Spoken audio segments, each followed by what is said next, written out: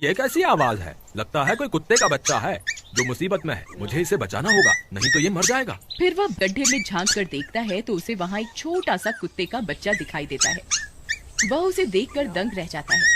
उसका रंग नीला होता है। ये तो कोई कुत्ते का बच्चा लगता है, लेकिन ये तो नीले रंग का है। मैंने तो इससे पहले कभी भी नीले रंग का कुत्ता नहीं देखा। इसे घर ले चलता हूँ, सुमन तो इसे देखकर बहुत खुश हो जाएगी।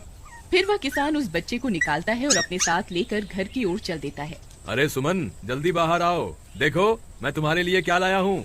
तभी उसकी पत्नी बाहर आती है और कुत्ते के बच्चे को किसान के हाथ में देखकर चौंक जाती है। हाय, कितना प्यारा है, ये तो नीले रंग का है।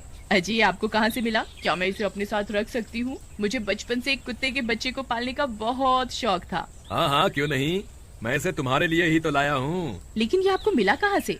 मैं खेत की तरफ जा रहा था, तभी अचानक गड्ढे से इसके रोने की आवाज आई। मैंने झांक कर देखा तो मुझे ये उसमें पड़ा हुआ मिला। ये जरूर भूखा होगा, तुम इसे कुछ खाने को दे दो। इतना बोलकर किसान वहाँ से चला जाता है। फिर सुमन उसकी खूब देखभाल करती है। वह दिन भर उसके साथ खेलता कूदता है। सुमन भी उसे पाकर बहुत खुश थी। वह कुत्ता पूरे गांव में आकर्षण का केंद्र था। वह जब भी गांव में घूमने निकलता, सारे गांव वालों की नजर उसी पर टिक जाती थी, क्योंकि किसी ने भी नीले रंग का कुत्ता पहले अपनी जिंदगी में कभी भी नहीं देखा था।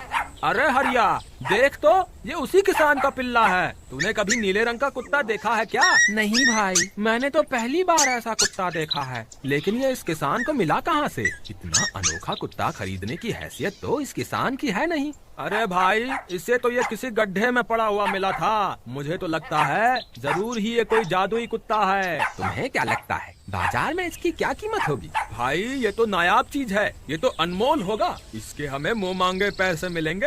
भाई, हर नायाब चीज पर तो सिर्फ हमारा ही अधिकार है। देर किस बात की, आज रात को ही इसे किसान के घर से चुरा लेंगे। रात होने पर किसान और उसकी पत्नी घर में सो रहे होते हैं। तभी लल्लन और हरिया किसान के घर में घुस जाते हैं और नीलू को बहलाने फुसलाने लगते हैं। ले ले बेटा, बिस्कुट खा ले। ले ले ले ले ले ले, आजा आजा। वह झट से उसे बोरे में कैद कर लेते हैं और वहाँ से 9-2-11 हो जाते हैं और भागकर अपने घर आ जाते हैं। हरिया भाई, एक काम तो पूरा हो गया, बस अब इसे शहर जाकर किसी को बेचना बाकी है। शुभ काम में देरी किस बात की, हम कल सुबह होते ही इसे शहर जाकर किसी को बेच आएंगे। अगले दिन सुबह होने पर वे दोनों नीलू को बोरे में डालते हैं और उसे बेचने के लिए निकल पड़ते हैं। रास्ते में उन्हें एक सेठ मिलता है। उसे उस बोरे में से अजीब अजीब सी आवाजें आती हैं। अरे भाई, रुको रुको, इस बोरे में क्या भर कर ले जा रहे हो? भाई, ये एक जादुई कुत्ता है। ऐसा कुत्ता पूरी दुनिया में केवल एक ही है। ऐसा कैसे हो सकता है भाई? जरा मुझे भी तो दिखाओ। वह सेठ नीलू को देखकर चौंक जाता है। तुम्हें इसके लिए 100 सोने की मुद्राएं देनी होंगी।